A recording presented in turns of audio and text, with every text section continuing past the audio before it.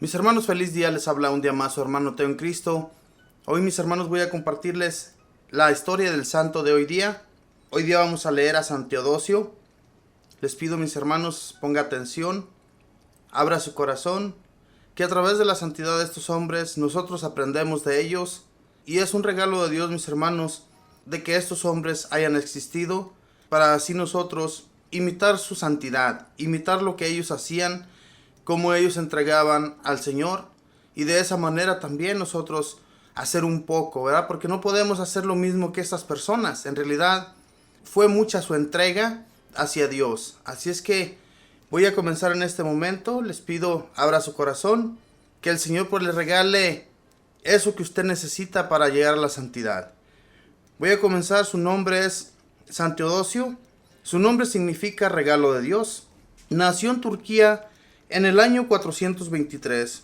Sus padres lo acostumbraron desde jovencito a leer cada día con atención una página de las Sagradas Escrituras, lo cual le sirvió muchísimo para llegar a la santidad.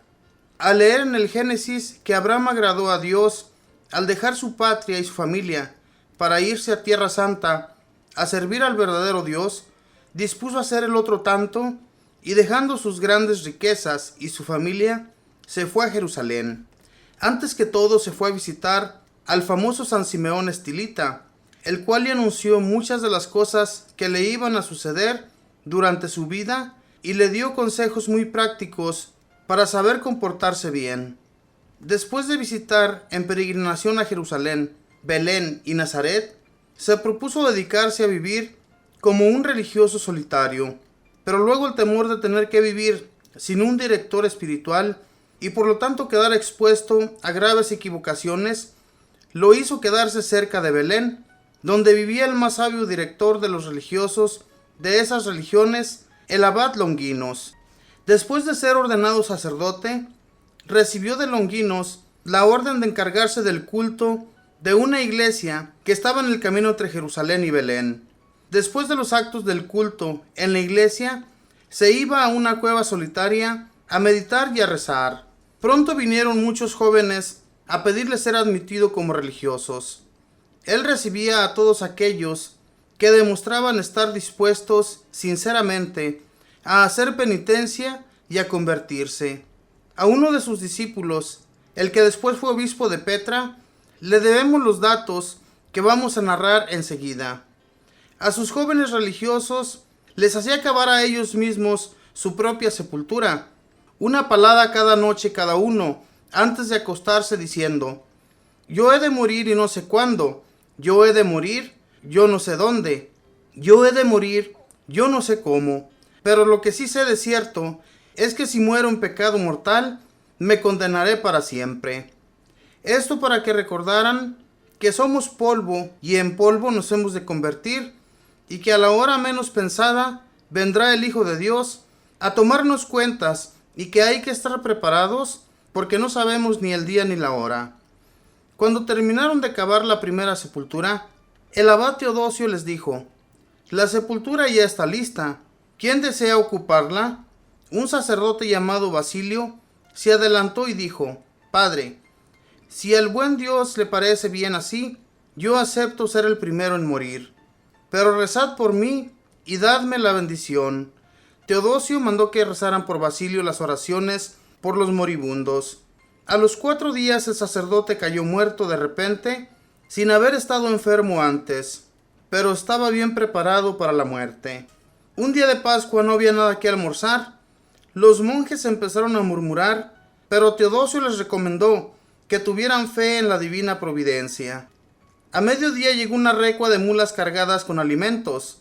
Nadie supo de dónde llegaron ni quién las envió.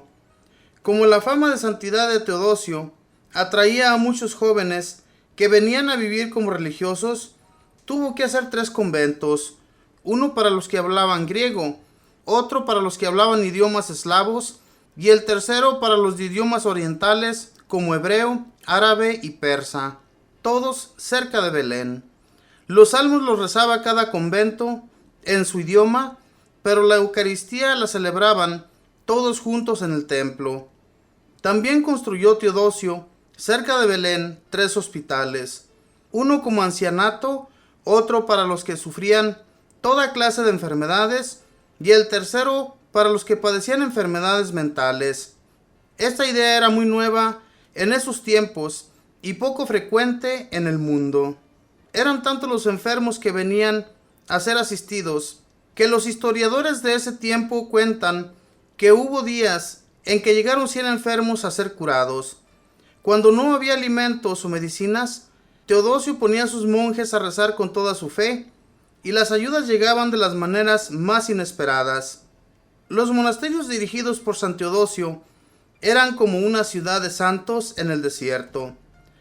Todo se hacía a su tiempo y con exactitud, oración, trabajo, descanso, etc. Cada uno se esmeraba por tratar a los demás como deseaba ser tratado por ellos. El silencio era perfecto. Todos estaban obligados a dedicar varias horas del día a trabajos manuales para conseguir lo necesario para alimentar a tanta gente.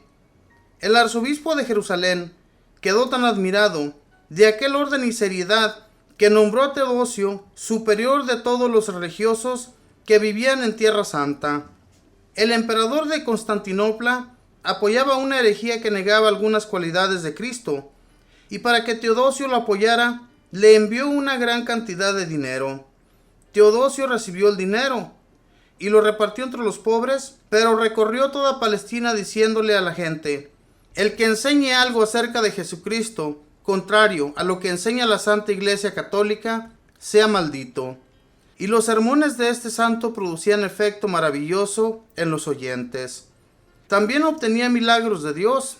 Una vez, una mujer que tenía un tumor maligno incurable tocó con fe el manto de Teodosio y quedó curada instantáneamente. El emperador se disgustó porque el abad no apoyaba sus herejías y lo desterró. Pero enseguida murió el emperador, y el que lo reemplazó mandó a nuestro santo que volviera inmediatamente a sus conventos de Belén. Teodosio, enfermo de una afección dolorosísima. Como él había curado a tantos enfermos en su oración, un discípulo le aconsejó que le pidiera a Dios que le quitara la enfermedad. El santo le respondió: eso sería falta de paciencia, eso sería no aceptar la santa voluntad del Señor. ¿No sabes que todo redunda en bien de los que aman a Dios? Cuando sintió que se iba a morir, mandó reunir junto a su lecho a los religiosos y les recomendó vivir de tal manera bien que cada día estuvieran prontos para presentarse ante el juicio de Dios. Y anunció varios hechos que sucedieron después. Murió a los 105 años, en el año 529. Era admirable su vigor en la ancianidad, a pesar de que ayunaba y empleaba muchas noches de oración. De él se pudo decir lo que la Santa Biblia afirma de Moisés: conservó su robustez y vigor hasta la más avanzada ancianidad. El arzobispo de Jerusalén y muchos cristianos de esa ciudad santa asistieron a su entierro, y durante sus funerales se obraron varios milagros. Lo sepultaron en la cueva en la cual escaparon los Reyes Magos cuando viajaban de Jerusalén a Belén. Señor Dios, gracias por darnos ejemplos tan maravillosos en tus santos. Te suplicamos que a imitación de San Teodosio vivamos de manera tan santa cada día, que a cualquier hora que vengas a llamarnos a la eternidad, nos puedas decir aquellas palabras del Evangelio: bien, siervo bueno y prudente, has sido fiel en lo poco, ahora te constituiré en lo mucho. Amén. Esta fue la historia de San Teodosio. Este santo, que desde joven, mis hermanos, sus padres lo ponían a que leyera una página de la Biblia cada día. Y estas enseñanzas, tarde que temprano, mis hermanos, uno, cuando va creciendo, cuando va teniendo conciencia, se da cuenta uno que en realidad las enseñanzas de sus padres fueron tan buenas que uno los admira. Ya cuando estamos más mayores, admiramos a nuestros padres por las enseñanzas que recibimos de ellos. Este hombre fue bueno toda su vida, hasta su ancianidad, hasta que él murió.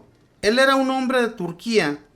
Sin embargo, viajó a Belén y a los conventos en los cuales él trabajó, en los que enseñó a todos sus monjes. Estuvieron entre Belén y Jerusalén. Toda la gente y todos los jóvenes tenían una gran admiración por este hombre, que sus conventos se llenaron y tuvo que hacer unos otros conventos para recibir allí más jóvenes. Jóvenes de otras lenguas, jóvenes que se dedicaron también al servicio de Dios.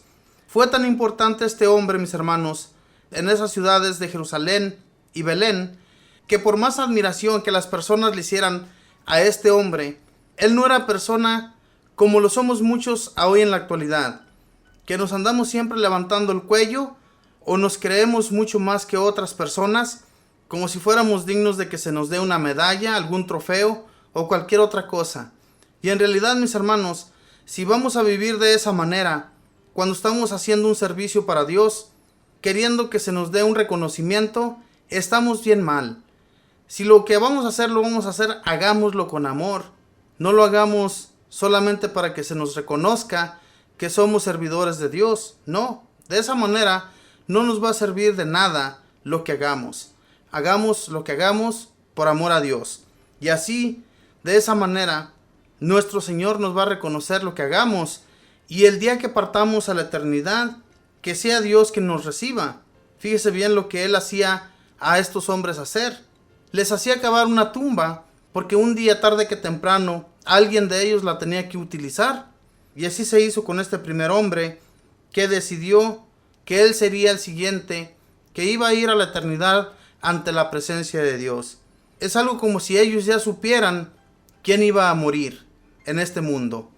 Digo en este mundo porque si usted, mi hermano, mi hermana, están preparados ante Dios, estamos siempre rezando, tomando la Eucaristía, yendo a misa todas las veces que podamos, en realidad que es una muy buena preparación. Y también, pues si podemos hacer ayuno en cosas que le agradan a Dios, pues qué mejor, ¿verdad? Así Dios nuestro Señor nos lo va a reconocer y no esperemos que nos lo reconozcan los hombres. Esperemos que a Dios le agrademos y de esa manera, mis hermanos, Él va a estar siempre agradecido con nosotros y nos va a ayudar en todo lo que necesitemos. Este Teodosio, cuando no tenían que darles de comer a tantas personas, él les pedía a sus monjes que se pusieran a orar con mucha fe. Y entonces llegaban todas las ayudas que estos hombres necesitaban para darle de comer a tanta gente. Mis hermanos, Dios no nos deja, Dios no nos abandona. Siempre hay con qué alimentarnos. Si, como dice la palabra de Dios, si los pajaritos que no siembran ni cosechan tienen alimento, ¿por qué a nosotros nos va a dejar sin alimentarnos? Dios no es de esa manera, pero Dios se encariña de nosotros cuando nos ocupamos de sus cosas, cuando hacemos su voluntad. Este hombre hacía la voluntad de Dios todos los días, hacía penitencia y oraba para que estos jóvenes fueran buenos servidores para Dios, no unos servidores mediocres como somos nosotros hoy en la actualidad. Yo me considero que hoy en la actualidad somos servidores mediocres ante Dios. Estos hombres sí se entregaban al 100%, no como nosotros que somos a veces un 30, a veces un 20, a veces servimos en el servicio de Dios hasta el 100, pero luego nos bajamos a 0. Y es que tenemos que ser fervientes, mis hermanos, en la fe hacia Dios. Mis hermanos, hagamos la voluntad de Dios en todo lo que hagamos, entreguémonos de todo corazón y Dios no nos va a abandonar. Que Dios les bendiga, que tengan un feliz día.